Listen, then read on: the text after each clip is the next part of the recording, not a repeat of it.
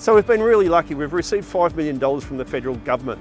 That's an urban congestion busting grant, and how we're using that money is to encourage people to get out and about more in Eltham, walk down to the shops, not to have to drive. You know, $5 million in the Nillumbik context, and particularly here in Eltham, it's a huge amount of money. It'll make a massive difference. We're hoping that these improvements will really benefit Eltham. It's about making Eltham a more pedestrian-friendly and connected part of the world. Everyone loves Eltham. Cars are a feature, but we want the pedestrians to, get a fair go.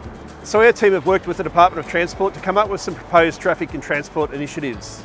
So they include new and upgraded pedestrian crossings, traffic signal changes, traffic management treatments, improvements to the Diamond Creek Trail, new car parking at the Eltham Central Oval, and a permanent 40km speed limit in the Eltham Activity Centre zone.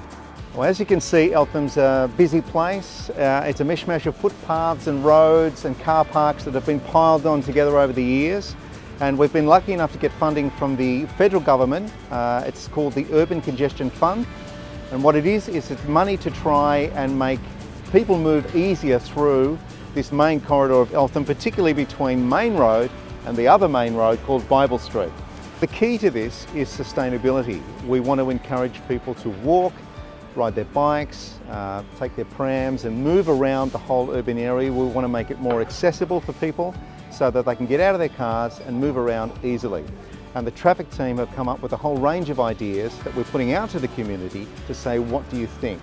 Some of those will be raised pedestrian crossings or changing speed zones. We're trying to stop rat running where people use Bible Street instead of Main Road.